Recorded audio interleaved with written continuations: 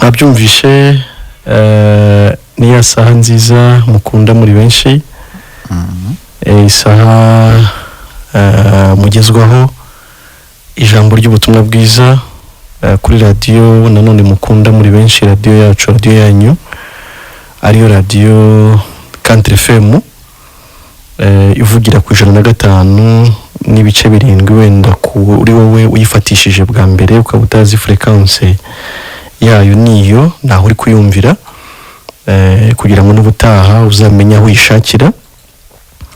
Abavuga butumwa rero nabo ni babandi nabavuga butumwa bwiza bw'ubuntu bw'Imana, nabo kandi bagenda babagezaho ikiganiro mu bihe bitandukanye uko Imana yagiye ibaha umwanya wo kukibagezaho. Uyu munsi abo muri kumva uri kuri mikoro aka kanya ni Emile Nshimiyimana, nibwira ko benshi turamenyeranye. Ndi kumwe rero na mwene data nawe utari mushya mu biganiro, cyakora yaramazeho iminsi ataboneka, ariko ubu yabonetse, turabishimira Imana.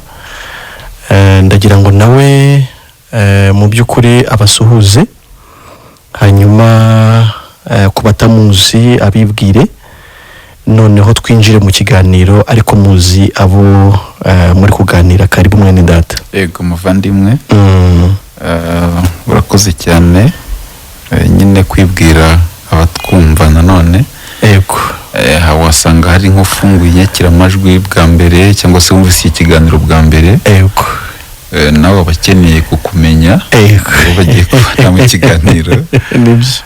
Rero nanjye twagiye tubana kwizi mikoro nabo kenshi, ariko wasanga hari utarigeze unyumva. Niyo mpamvu tuba tugomba kubibwira mbere yo gukora ikiganiro. Nibyo rwose. Rero ndabasuhuje inshuti z'ikiganiro, abadukurikira bose bose ndabasuhuje. Gusa ku mazina ho nitwa Nahimana Patrice, abenshi abanzi bahise banamenya, ariko abantu badukunda mwese ndabasuhuje.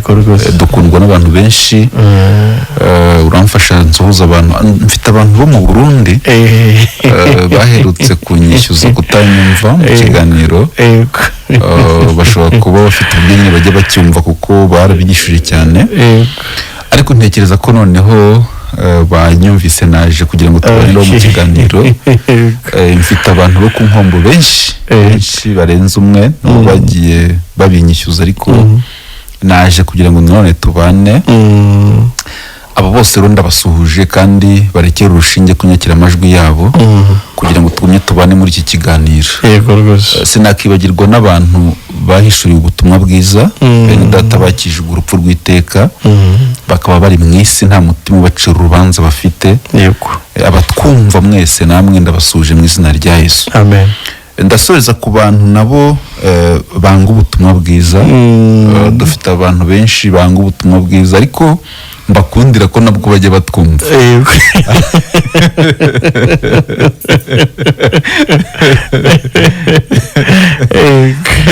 Barahari benshi abanzi ubutumwa bwiza. Harabambwira ati ibyo bintu mujya muvuga turabyanga, mwerambwira ati njya mbyumva ariko ndabyanga. Abantu rero mwese aho muri abantu mwanga ubutumwa bwiza, reka mbabwire ko twe tubakunda. Turabakunda kandi kubyanga nabyo ntago tubikugayira cyane. Impamvu umuntu aba yanga ibintu nuko batarakabyumva cyangwa se ngamenya ari biki, gusa ujye gumubitega amatwi, hari ubwo Imana yazabiguhishurira. Rero bose aho bari turabasuje mu izina rya Yesu, kandi turaguma tubane mu kiganiro kandi ndabizi ko biri bugende neza. Yego rwose. Nkuko bisanzwe turaza kubaha umwanya wo kuza kugira uruhare mu kiganiro. Ni igihe nikigerwaho turaza kubaha nimero muhamagaraho, hanyuma ikindi nyine umuntu atabura mu by'ukuri kuvuga nuko murahirwa mwebwe mudukurikiye. Niba unashyizeho urushinge witambukira utazi, ni ikiganiro bwoko cyitwa Ijuru Ntirikorerwa. Ni Ijuru Ntirikorerwa, dusobanurira abantu uburyo Imana yatanze ijuru ku buntu biciye kuri Yesu Kristo, ikariha umuntu wese wizeye Yesu Kristo nta kiguzi atanze. Ikindi turi kuri YouTube ku bantu babasha kujya kuri YouTube, Ijuru Ntirikorerwa TV niyo channel dukoreraho ivugabutumwa, ibiganiro byacu biriho umunsi ku munsi. Nibwira ko nabo bakwishyuje bari kure niho badukurikira, niho batumvira byagenda kose.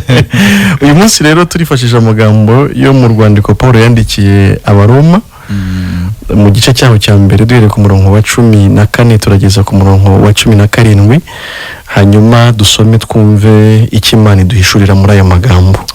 Reka duhere muri Bibiliya yera, nibwira ko ariyo benshi baba banafite, ariko turaza gusoma no mu kindi kinyarwanda kugira ngo n'uwaba afite ikindi kinyarwanda nawe azi kwiyumvamo. Paulo aravuga ngo Abagiriki n'abatarabagiriki, abanyabwenge n'abaswa, mbafiteho umwenda. Nicyo gituma ku bwanjye nshaka kubabwira ubutumwa bwiza namwe abari Roma. Erega ubutumwa bwiza ntibunkoza isoni, kuko ari imbaraga y'Imana ihesha uwizera wese gukizwa, uhereye ku Muyuda ukageza ku Mugiriki, kuko muri bwo ari namo gukiranuka kuva ku Mana guhishurirwa, guheshwa no kwizera kugakomezwa nako, nkuko byanditswe ngo ukiranuka azabeshwaho no kwizera. Amen. Amen. Muri Bibiliya ijambo ry'Imana n'ufite ntagatifu biba bihura ntacyo twagendana. Haranditse ngo kuko nahawe inshingano yo kugeza ubutumwa bwiza ku bantu bose, baba abasirimu cyangwa abanyamusozi, baba abanyabwenge cyangwa abaswa. Nicyo gituma nshaka namwe kubagezaho ubutumwa bwiza, mwebwe abari Roma. Erega kwamamaza ubutumwa bwiza ntibintera isoni, kuko ari bwo bubasha Imana ikoresha ngo ikize uwemera Kristo wese, uhereye ku Bayahudi ukageza no ku bandi. Ubwo butumwa nibwo buhishura uburyo Imana iha abantu kuyitunganira babikesha kwemera Kristo. Amen. Bigatuma bagenda barushaho kumwizera. Ni nako ibyanditswe bivuga ngo utunganiye Imana abitewe no kuyizera azabaho. Amen. Imana ishimwe cyane. Mu by'ukuri abantu bumvishe kandi n'ubu bumva kandi bazakomeza kumva ibintu byinshi byitwa ubutumwa bwiza. Yego rwose. Abantu bumvishe n'ubu bari kumva kandi bazakomeza kumva ibintu byinshi byitwa ubutumwa bwiza. Ufunguye Bibiliya wese agasoma agasobanura, avuga ko ari kubwira abantu ubutumwa bwiza. Ubwiye abantu ko banze gutanga icya 10 n'amaturo, ko bari Imana ibyayo, ababwira ko ari ubutumwa bwiza. Ko Imana bayibereyemo umwenda. Imana si so, Imana si nyoko, Imana ntukayikinishe, yerutse gukubita Kora na Biramu na Datani, nawe iraje gukubite. Yego. Uwo muntu avuga ko yabwirije ubutumwa bwiza. Ndetse ngo ko abantu benshi batsinzwe n'urubanza. Yego. Akabyita ubutumwa bwiza. Ariko nuza akabwira abantu ko Imana yakuye Dawidi mu ntama ikamugira umwami. Yego. Esiteri agahinduka umwamikazi. Yego. Atarazwi. Morodekayi akava ku irembo. Uwo nawe abwira abantu ko yababwiye ubutumwa bwiza. Detaye ni nyinshi. Yego. Nta mwanya wabyo twabona mu bizi mwe mutwumva mubizi kuturusha. Yego. Ariko hejuru ya byose hari icyo bireta ubutumwa bwiza. N'icyo bumarira umuntu. Wowe udukurikira turagira ngo ahari uze kumva niba koko warumvise ubutumwa bwiza cyangwa utarigeze ubwumva. Ariko Imana ishimwe ko yaba ariyo mahirwe yawe noneho yo kumva ubutumwa bwiza. Ariko nubwumva bukinjira mu mutima wawe, hari icyo uzakora. Yego. Ntabwo bugusiga gutyo. Yego. Turagira ngo rero mu by'ukuri tubasobanurire icyo Bibiliya nayo yita ubutumwa bwiza. Ntabwo ari amagambo yacu, ahubwo ni ibyanditswe byera twabasomeye tugira ngo tubasobanurire. Yego rwose. Muvandi batubwiye ko ubutumwa bwiza ari iki? ubutumwa bwiza ni imbaraga yego Imana ikoresha kugira ngo ikize umutima w'umuntu. Yego. Ubwo tubanje kuvuga ko ubutumwa bwiza ari imbaraga cyangwa se buhisha imbaraga Imana ikoresha ikiza umuntu urupfu rw'iteka. Amen. Cyangwa se ni imbaraga Imana ikoresha iha umuntu ubutungane cyangwa se ubugingo buhoraho. Yego rwose. Ni nacyo kibazo abantu benshi bafite hano mu isi. Yego.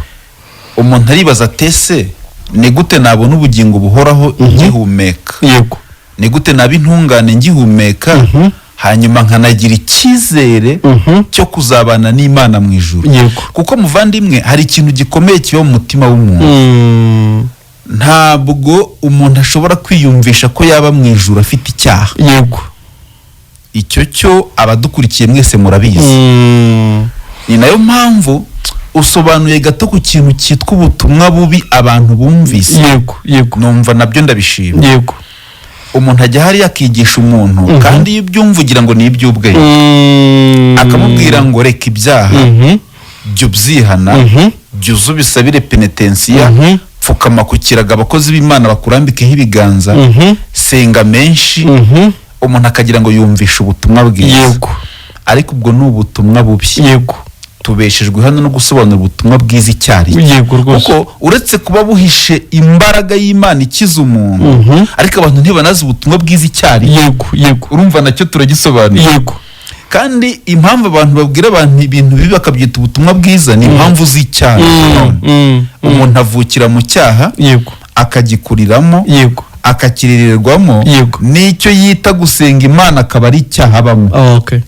N'abamwigisha bakamwigisha ibintu bigendanye n'ibyaha gusa, bakanamubwira ko yabireka bikemera, yego, ko yanabyikuraho bikemera.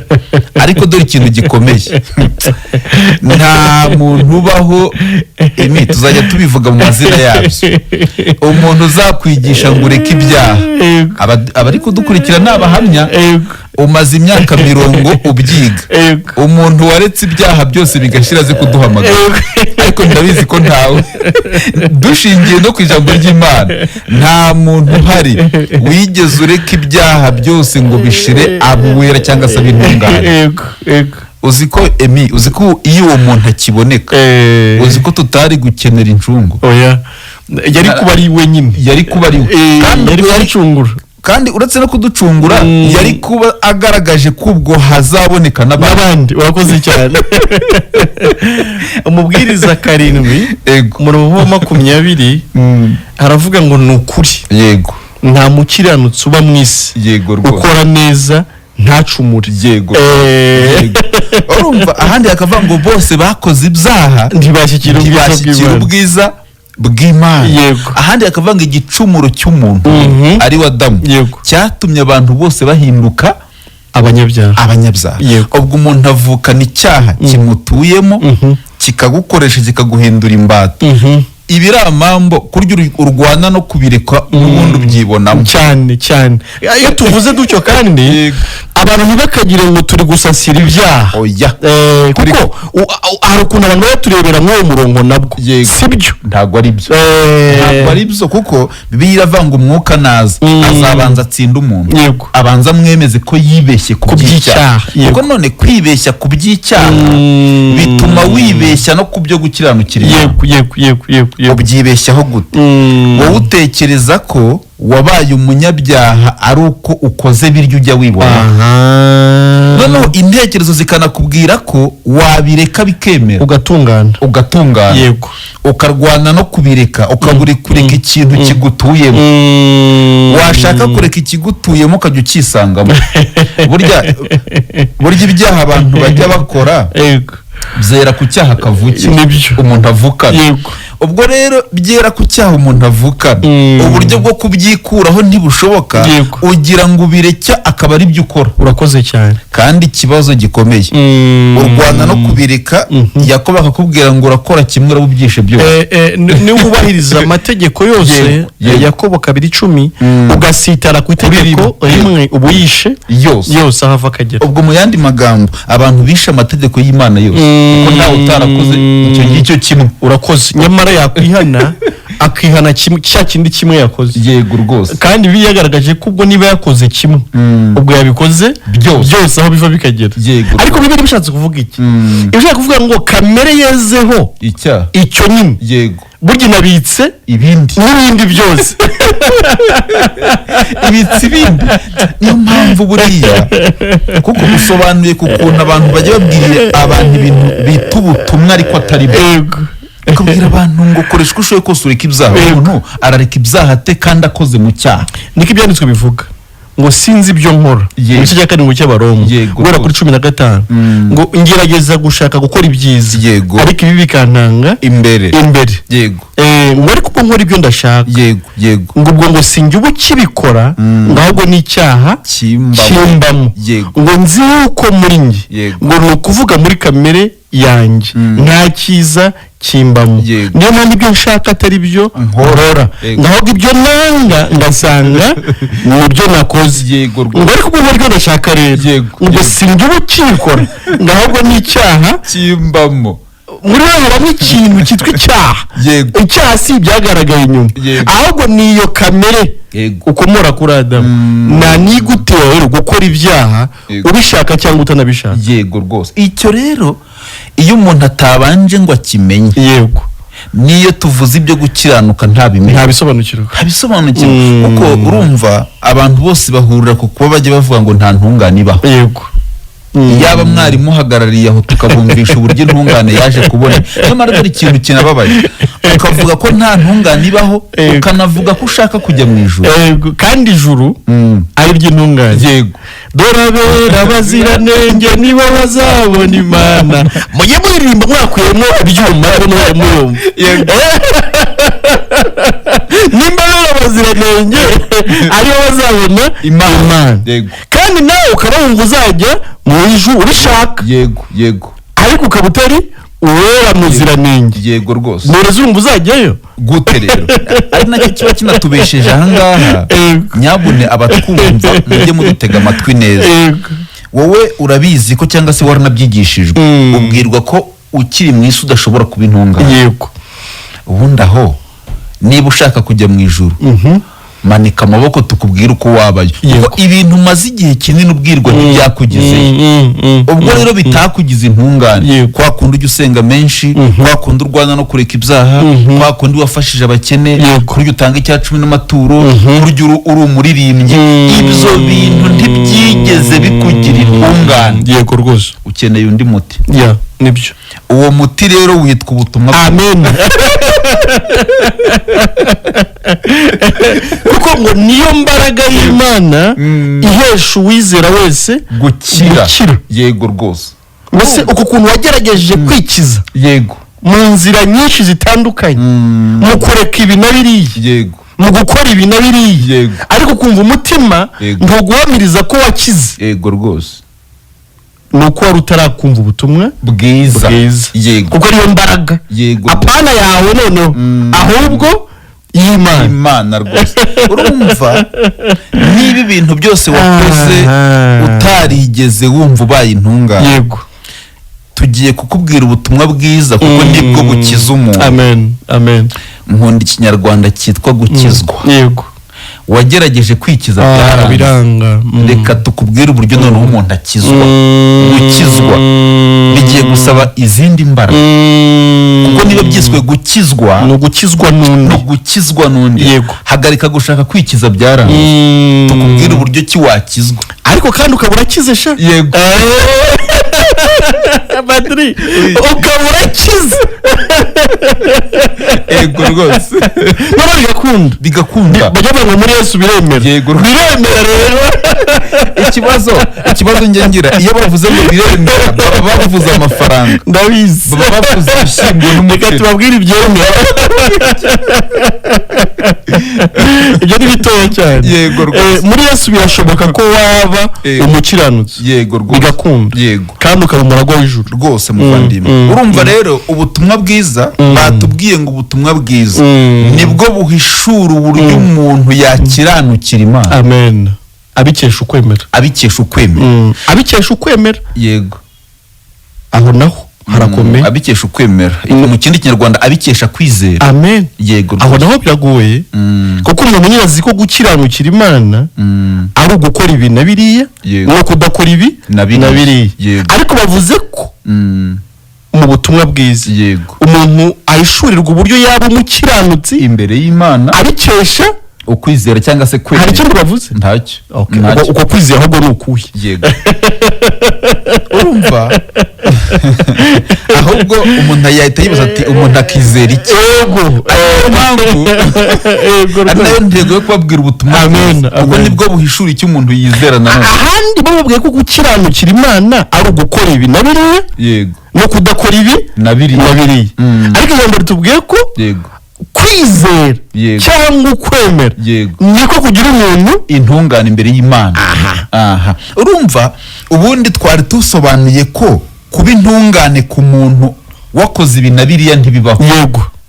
Abo turi ariyo mpamvu byanze abari kunyakira amajwi zanyu twemeranywe ko bitabaho. Yego. Kuko nawe urabizi ko mu ngeso zawe no mu byo wagerageje kureka utigeze ubintunganya. Yego rwose. Turabizi waragerageje. Turabizi uri imfura pe. Turabizi n'abantu baragutaka. Nta n'icyo bakwagirira. Ariko nawe urabizi ko utageze ku karume ngo ubintunganye. Kandi ibyo ntabwo tubikubujije. Urabikeneye muri sosiyete. Yego rwose. Ariko ibyo ntibyakugize intungane. Kandi ubikore cyane. Ariko ntibizakugira intungane. Rero ikintu kigira umuntu intungane ari hano akiri hano ku isi we akabimenya ko abayeyo Imana mu ijuru ikabishyiraho kuko niyo ibimugizeyo wa mutima w'ubwoba wakubwiraga kuzarimbuka ukavamo ukaba mu isi wumva mu ijuru habaye iwanyu kubera ko ubugizwe intungane n'Imana. Bigenda bite? Ubwirwa ibya Yesu. Amen. Ubwirwa iby'urukundo rw'Imana. Imana wowe utwumva. Imana yaragukunze cyane. Yaragukunze cyane ku rugero utabyumvaho. Hanyuma igutangira Kristo Yezu mwisi. Araza aca mu mwari Mariya yambara umubiri w'abantu. Mu yandi magambo arakwambara. Amaze kukwambara ibyaha byawe byose bimufataho bimujyaho. Kristo utaregeze ukora icyaha utaranagisamanywe ahinduka umunyabyaha ku bwawe utaranakimenye ariko ahinduka umunyabyaha ku bwawe. Amaze guhinduka umunyabyaha ku bwawe ngo Imana imutera umugongo.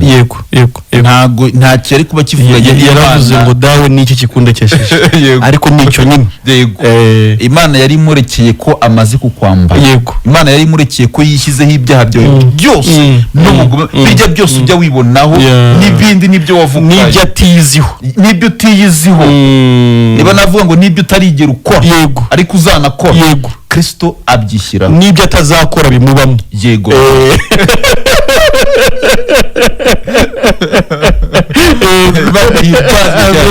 aho ndabashimye kugira ngo umuntu ajye yumva ko ari byose.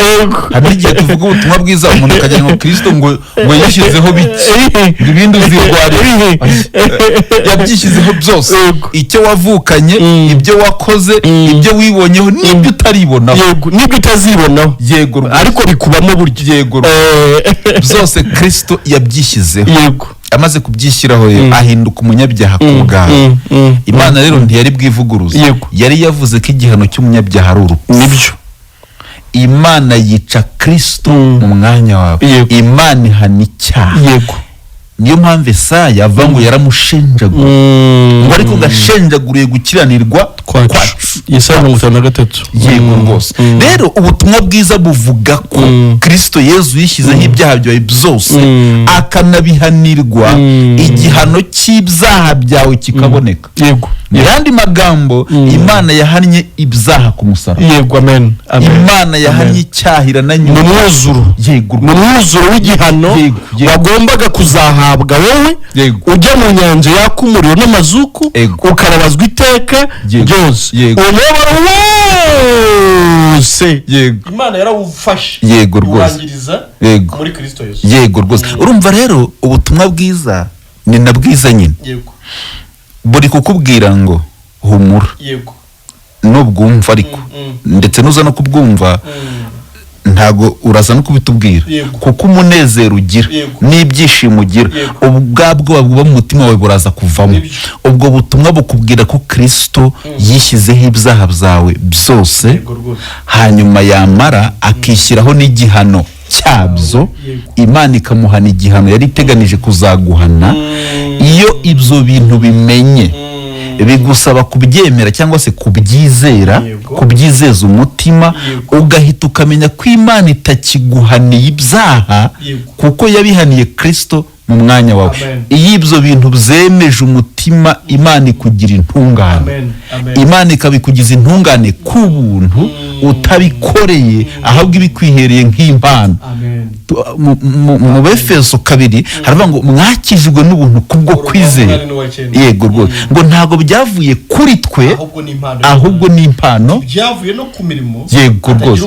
Ubyirarira cyangwa se ubyiratana. Ubutumwa bwiza rero nibwo buhishura ukuntu umuntu yaba intungane mu maso y'Imana. Abazweho gutungana kwa Kristo. Kwa Kristo rwose. Nuko Kristo nawe yabaye icyaha, ariko abazweho ubunyacyaha bagacu. Yego rwose. Natwe tugahinduka abere, tubazweho kwera kwa Yesu. Kwa Kristo rwose. Kimwe cyo ubwo ibyaha ntabwo Imana ari kubihanira Yesu ngo bigume no kuri Emile. Oya. Kiretse wowe utabimenye. Keretse ntabyemeye, nemere ko Yesu yambereye inshungu. Ntabwo nacungurwa ngo ngume no mu rubanza, ahubwo wanshunguye yagiye mu rubanza njye mpinduka umwere. Yego rwose. Imana iramuhana kugira ngo ubutabera bwayo bube bwubahirijwe, ibona ishingiro ryo kungira umukiranutsi. Ariko buriya umuntu ujya uvuga ngo yiziye Kristo ariko ngo si intungane, uwo muntu bwaba azi ibya Kristo. Ubwo se baramwizeye wiki ni Yesu utanga imigati, kubera ko muri Bibiliya Yesu yagiye ayitanga. Yego rwose.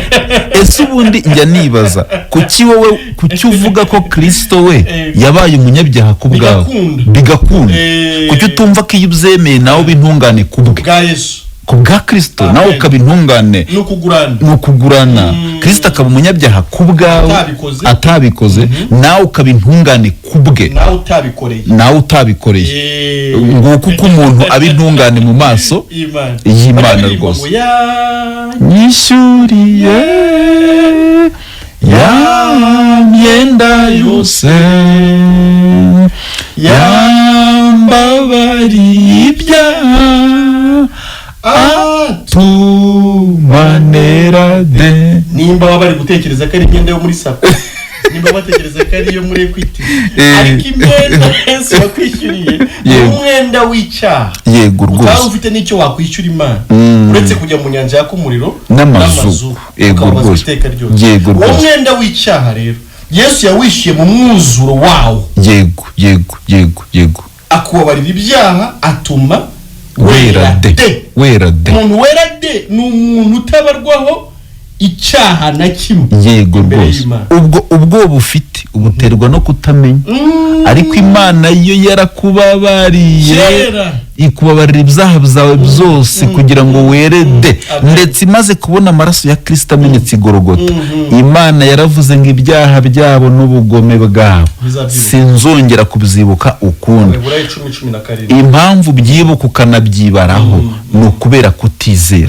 Kuri uyu mugoroba izera ibyo Kristo yagukoreye, urahita uba intungane mu mutima wawe, utangire nawe ujye ubihamya, ugire ibyiringiro by'ijuru. Kumva ubanye n'Imana amahoro, urabukijijwe. Urabukize kurimbuka. Yego rwose. Yesu yadukijije iki? Ari abantu baziyamenye gukizwa. Yego. aturumva kera nambaraga imyenda migufi turasiga nambara imyenda miremire Yego. kutari kuvuga gukizwa ze ntabwo turi kumva icyo kijije kera nabaga muri iri dini bararihinduye nsigaye mba muri iri oya da gukizwa tubwira icyo Yesu yagukijije kandi cyakize. Yego rwose icyo Yesu yaje kudukiza wowe uteze amatwi Country FM ego ni urubanza twari turimo rw'icyaha. Yego rwose dukatiwe kujya mu nyanja y'akumuriro n'amazuku cyangwa se urupfu rw'iteka. Yesu aza kwinjira mu rubanza Yego abarwaho ibyo twabarwagaho byose n'igihano cyacu abariwe ugifata abarakidukijije. Yego rwose abadukijije icyo gihano nyine ari rwo rupfu rw'iteka. Ese ubundi ko Kristo yahanwe mu mwanya wawe? Yego. Abantu batwumva, abantu bemera Kristo nzi ko aho ndi wabura kubumvaho gato. Niba Kristo yarahanwe mu mwanya wawe ese ubwo wowe uracyabaye iki? Uzahanirwa iki? None se basi murahanwa mwembi? Imana niyo yabifite ikibazo. Niyo yabifite ikibazo? Imana niyo yabifite ikibazo. Ariko Imana rwose ni umucamanza utabera. Niba muri ibyo avuga ngo Uwiteka umucamanza 2020 yambonyeho amaraso ntanshira urubanza rubi ahubwo nyita umukiranutsi. Ngiyo rero Imana wahereye none ukajya uhamya kuri umukiranutsi ushingiye kuri Kristo. Usuzajya gumye uvuga ngo umunyabyaha iherezo ry'umunyabyaha neri. Ariko bajye babivuga banongeraho ko bazajya mu muriro. Nuvuga ngo umunyabyaha bongeraho ko kuzanarimbuka. Ariko niba udashaka kurimbuka emera ibyo Kristo yagukoreye ubundi ubintungane mu maso y'Imana. Urazi kemi naje gusanga umuntu arimburwa no kutamenya. Yego aricyo yita kutizera. Ariko uzi kubona Imana yarakubabariye ukaba mu isi ufite ubwoba ngo bwibza uzi ko utazi aho byagiye. Nkunda kubwira abantu utese ko mubona ko mu isezerano rya kera hazaga igitambo kibitwikira umwaka umwe. Yohana yabona Kristo akavuga ngo dore intama y'Imana ikuraho ibyaha. Yego rwose ikuraho ibyaha by'abari mu isi. Ariko igitambo cya Kristo gikuraho burundu. Ikibazo cyaba kutizera kwawe. Urumva warimbuka usize kutamenya. Ariko nicyo kiba cyatuzanya aha kugira ngo tubabwiye ko ubutumwa bwiza bubwira abantu ko Imana yababariye ibyaha muri Kristo. Ibyo bintu iyo byijeje umutima Imana ikugira intungane. Ariko nabo baravuga ko bababariwe. Ariko ikibazo bakongera bakavuga karabanyabyaha n'ababariwe mute mukomeza no kuba abanyabyaha. Ibyo bakavuga ko bahora bababarirwa. Oya ntabwo byasaba ngo Yesu nawe ahore azajya ahora apfa. Yapfuye rimwe apfira ibyaha byanyu rimwe kugira ngo bahagije iteka abayobora icumuro wacu. Ushaka ko Imana kwatumye twezwa tubiheshejwe nuko umubiri wa Yesu watambwe rimwe gusa rwose ngo bibe bihagije iteka ryose. Ikibazo kiba umuntu cyo kutizera. Ariko umuntu yize no urumva Imana ishimwe ko kujya mu ijuru si ibintu byinshi. Abantu barahemukiwe babwirwa byinshi ariko mu by'ukuri kujya mu ijuru si byinshi. Ni ukwizera Kristo ugahita Imana iguhije. Rero abadukurikiye kuri uyu mugoroba niba wumvishe uburemere bw'igikorwa Kristo yakoze, niba wumvishe urupfu rwa Kristo ukuntu Kristo yapfuye azira ibyaha byawe, byizeza umutima Imana ikugira intungane. Sasa kubera ko abantu baba batarizera iyo tubivuga nkatwe twabyizeye tuzi ukuntu twabyemeye tubintungane ku Mana. Ubu hari umutima ukigucira urubanza ugira imbere y'Imana buri intungane. Uzi ko ibyo bintu ubifitiye n'ibimenyetso biri simusiga ni ibintu byumvikana. None se niba Kristo yarapfuye azibza hemi ubu wazira ikiwe? Keretse kutizera. Yego rwose abadukurikiye rero namwe nimwizere kugira ngo mukire ubwoba. Kandi ijambo rikavuga abantu benshi bazi uko Imana yakunze abari mu isi cyane. Yohana 16 byatumye itanga umwana wayo w'ikine kugira ngo umwizera wese atarimbuka. Yumva ko kwizera bikiza umuntu kurimbuka ahubwo ahabwe ubugingo buhora. Turagira ngo twumve n'abandi ariko badukurikiye. Yego rwose niba hari n'ababyizeye nabo tubumve kuko iyo umuntu abyizeye aranezerwa. Nushidikanya sobanuza. Yego rwose kugira ngo dukomeze kumufasha. Yego rwose sobanukirwa.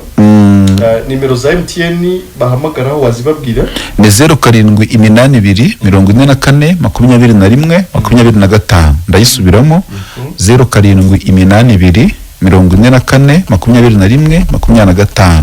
Airtel ikorana na Tigo ni 0783 83 05 0783 83 05 n'ubutumwa bwiza koko. Yego. Ariko zikubwirwa ngo kwa kundi wumva ufite ubwoba. Kandi Imana yarakubabariye. Alo Country FM. Alo. Niriwe. Wiriwe neza? Ndi Rusi. Uri Rusi uherereye?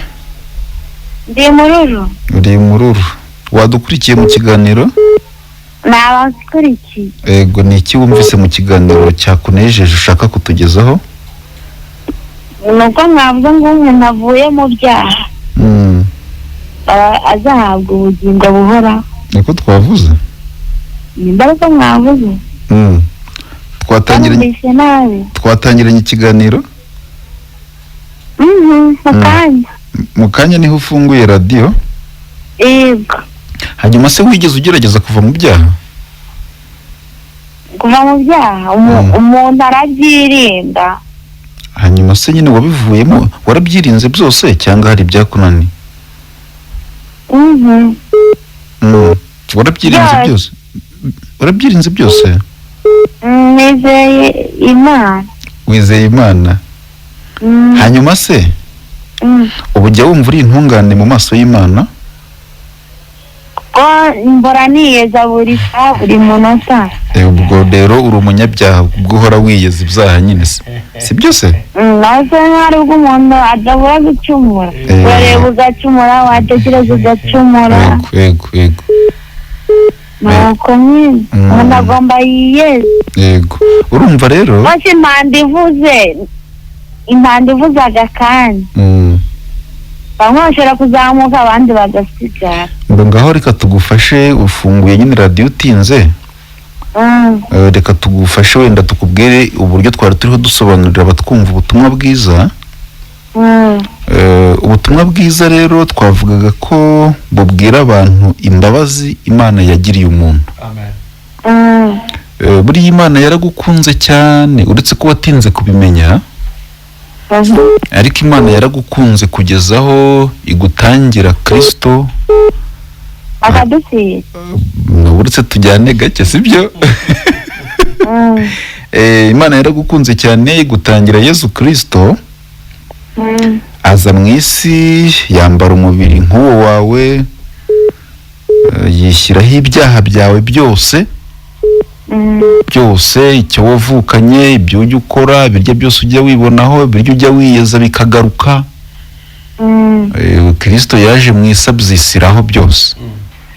Yego. Amaze kubyishyiraho anahanwa igihano wowe wagombaga guhanwa. Uzi ikintu Imana igushakaho? Yego. Imana irashaka ko ibyo bintu byemera ukabyizeza umutima ukamenya ko ubwo Kristo yahaniwe ibyaha byawe ubwo wowe utazaba ugihanwa. Yego rwose. Yego. Yego. Sawa rero. Niko rukuri kwihuta burose tubanze tuvugane. Ibyo bintu iyo byemeye ko Kristo yahaniwe ibyaha byawe byose, uzi ikintu iyo umaze kubyemeza umutima uzi ikintu Imana ihita ko igukorera muri ako kanya? Yego. Ihita iguha gukiranuka kwa Kristo. Ihita ikubaraho gutungana kwa Yesu ariko nawe ukabimenya ko Imana ikuguhaye. Yego. Ukaba mu isi uhamya ko Kristo yafashe ibyaha byawe yabyishyiraho ariko nawe aguha gutungana kwe. Amen. Ukajya uhamya kuri intungane ariko ku bwa Kristo. Yego. Noneho ukajya uhamya ko Kristo ari we wazize ibyaha byawe byose kugira ngo wowe ube intungane imbere y'Imana. Yego. Urumva ubu nta cyaha Imana ikiguhaniye kuko yabihaniye Kristo ahubwo nuko watinze kubimenya. Okay. Ariko aho ubimenyeye rero biragusaba kubyizeza umutima kugira ngo ube mu isi uri intungane ku Mana. Guhera uyu munsi rero ngiye kubyiyemeza mu mutima. Urabanza ukabyumva. Twari twavuze ko muri ibyo nkubwiye niho haba imbaraga y'Imana igukiza nyine. Yego. Akamba ku murongo abandi nawe mubumve. Yego, ariko twagira ngo tugusezereho tukubwira yagiye hari. Ndumva yagiye. Arakomeza kumva n'abandi. Alo Country FM. Country FM lo.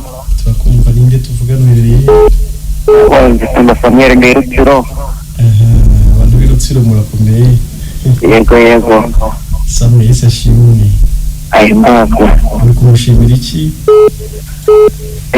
Iki kiganiro cyanyu nkunda kugirikira amatwi. Okay, yego. Kuri njyewe niyumvishaga ko ijoro rikorerwa. Ariko maze kumva ikiganiro cyanyu kubera ko nkunda kugirikira amatwi. Yego. Hari ibindi myumvire nagize. Yego, imeze ite?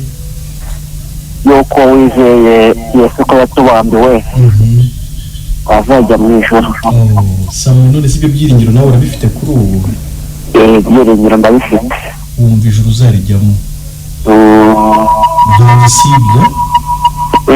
Nta gisibya wumva uzarijyamo nta gisibya? Kose numva ijoro uzarijyamo pe. Ikizariguhesha ni iki? Ikizarimpesha nuko Yesu ibyaha nakoze yabibabariwe. Kandi kubera ko yakoze uriya muhango wo kumpfira ku musaraba nk'umunyabyaha, numva iryo joro ndifite. Yego. Ariko afite ubuhamya uko biri kose. Yego. N'abandi mukomeze muhamagare 0782 44 21 25. Allo, Cantrefem? Ninde tuvugana? Malo. Turakumva neza, turavugana nande? Namahoro. Namahoro masa, turavugana nande? Mwani Mustamani Kamubaji. Izina ni? Allo? Izina ryawe ni irihe? Uravugana na Elias Kamubaji. Elias Kamubaji. Yego. Yego, twakwakiriye tuganirire kucyo ushaka kutubwira. Umbwiye? Tubwire ikiri ku mutima wawe. Allo? Tubwire ikiri ku mutima wawe.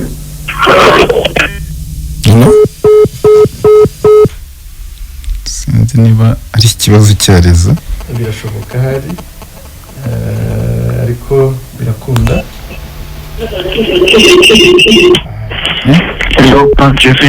Wegereye radiyo yawe, jya hirya ya radiyo yawe gato. Turakumva neza, urinde uherereye he? Ni Jizone yanishagasha. Yego, turakumva, tubwire niba wadukurikiye. Nabakurikiye ndakeka kandi nta nubwo ari ubwa mbere. Ariko umva nyine hari utubazo tumwe na tumwe ngenda mpura natwo. Yego. Ubundi busanzwe Kristo ndamwizera, ibyo yakoze nyine ibyo yakoze byose ni ku bwanjye, ku cyanjye giti numva nta n'icyo wenda nabyishyura. Ni ikintu cy'igiciro kirenze gihambaye, ntacyo nakishyura, ndabyizeye. Ariko hari ikibazo n'igitabo kimwe turaba tubiri ndi bukubaze. Allo? Yego, turakumva. N'ubu ngubu nk'aya madini yandi atemera Yesu Kristo nk'umwami n'umukiza, urugero nk'abasilamu, bo bigenda bite? Icya kabiri? Icya kabiri? Allo? Turi kukubaza ngo icya kabiri ni ikihe? Icya kabiri nanone, iyi mirimo myiza dukora ko njyumva nyine ko nta juru yaduhesha, ubundi idufasha iki muri makeya? Wa mutima mwiza w'impuhwe, kwa kugira urukundo, ubundi ibyo bidufasha iki? Urumva, reka duhere ku cya mbere, sibyo biri gusa wari ufite? Urumva, icya mbere ubundi kwizera Kristo ni umuntu ku giti cye, tugira ngo ubanze ubikure muri rusange, kuko kujya mu ijuru nanone ni umuntu umwe ku giti cye. Icyo tuba dukeneye ni uko ubanza kwanza ukamwizera, ntuhite ureba abandi, sibyo? N'abanyarwanda bajya bavuga ngo iyo amagara atewe hejuru buri wese asamaye. Yego, niko bikunda kuvuga cyane. Yego, rero wowe ahubwo uri kutwumva, turagira ngo tubanze tukubaze, ese Kristo wumva ibyo tumuhamyaho cyangwa se iby'Imana imuvugaho waramwizeye ku buryo wabaye intungane ku Mana? Ndi intungane aka kanya, ahubwo nyine impamvu mba nashatse kwinjira mu yandi madini mba mbafitiye impuhwe, mba nibaza bo batamwizera, noneho bo bizagenda gute? urumva yego wowe niba koko warizeye Kristo Imana ikakugira intungane, yego iyo umuntu yizeye Kristo aba ari umuhamya nyine wo kugumya guhamya ibya Kristo kugira ngo n'abandi bamwizere, yego si byose?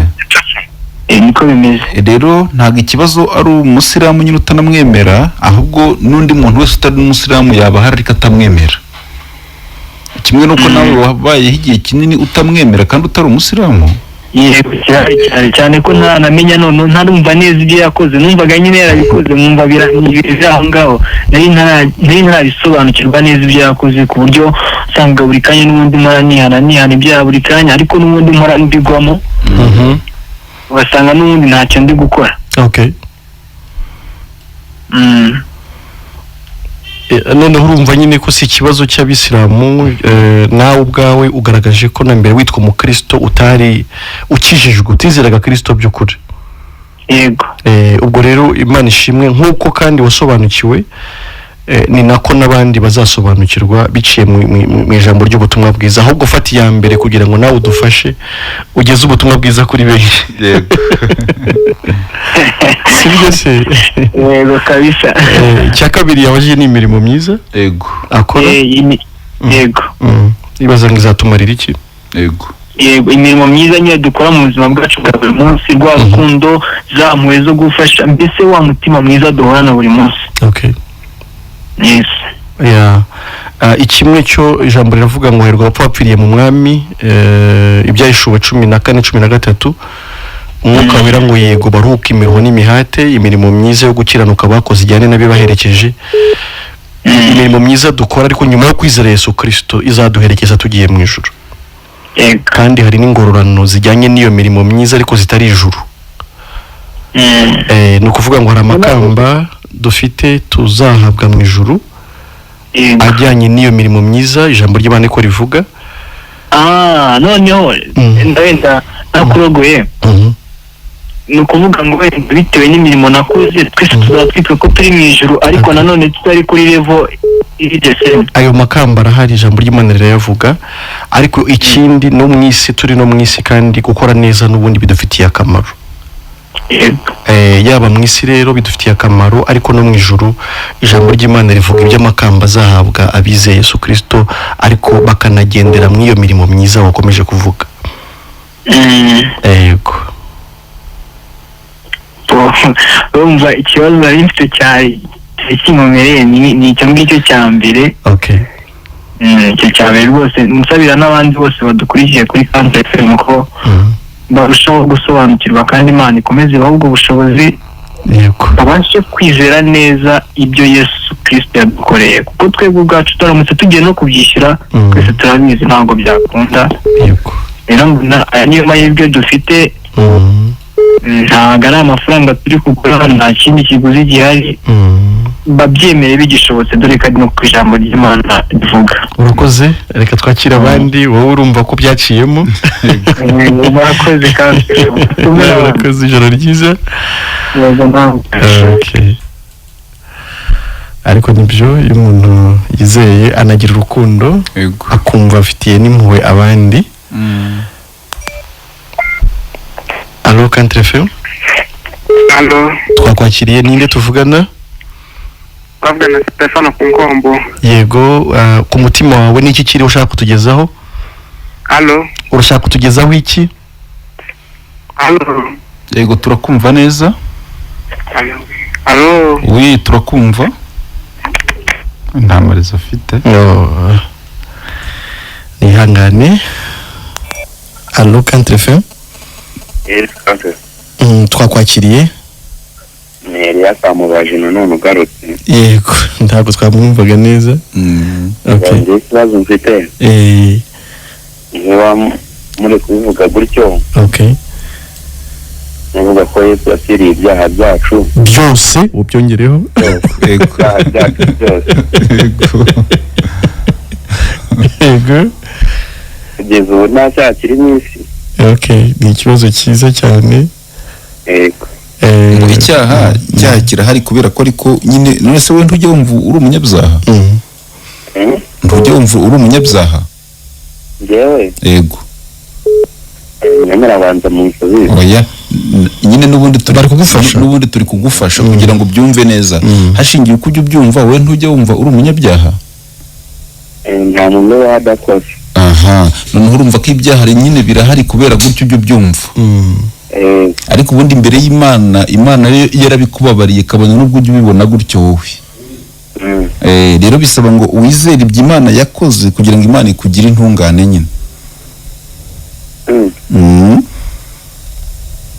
kuko igihe cyose urajya ugumya kwibonaho ibyaha nyine bizaba binahari kandi ujya unabikora ujya ubibona yego kubera iki ntabwo uri wowe ku giti cyawe ntabwo ujya ubibona urumva ibihembo by'ibyaha byari urupfu kandi ntabwo twari kubabarirwa ibintu bidahari byasabaga ko ibyaha bigomba kuba bihari kugira ngo nanone tubone uko twemera n'imbabazi zabyo ariko rero ibyaha byo kuba ujya ubibona kare twari twasobanuye ko ujya ugerageza no gukora ibyiza ibi bikakwitanga imbere icyo usabwa rero ni ukwemera imbabazi z'Imana. Imana yakugiriye imbabazi muri Kristo yego ibihembo by'ibyaha byarabonetse Kristo yahanwe igihano cy'ibyaha byawe ni icyo umuntu yizeza umutima Imana ikakugira intungane amen bisobanuye ngo nubwo biro tugomba kwizera ko yabipfiriye byose byavuyeho nyine urumva icyo nicyo nakubwira gutemera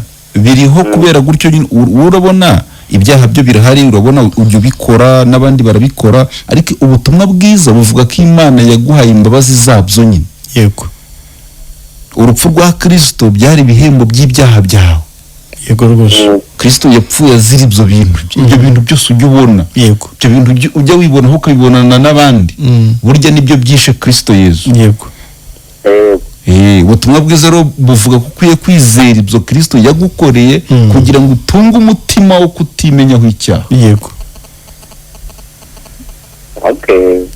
kuko nta kundi wajya mu ijuru urumva hari ahandi waca ujya mu ijuru ufite ibyaha se ntaho wanyura ariko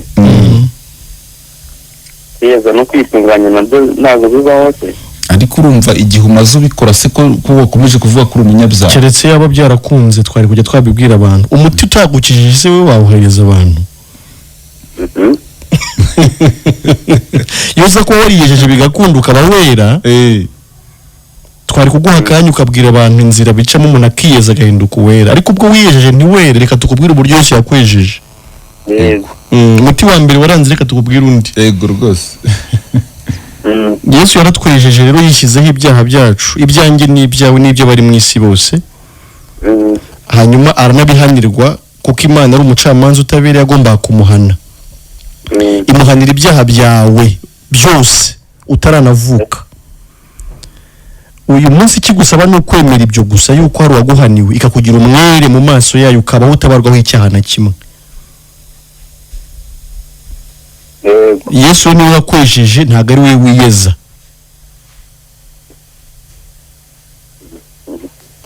sinzi nimba wasobanukiwe aho nzakomeza kubumviriza numva ibyari urakoze reka twakira undi muntu nk'umwe mu minota mike dusigaranye ariko warakoze guhamagara turakira umuntu umwe gusa nk'umunota umwe nanone yes alo wahageze uri kuri Country FM twakwakiriye alo twakwakiriye wantariza nawe Okay. kwakira undi umwe gusa alo Country FM yes duga ku ijambo mugabo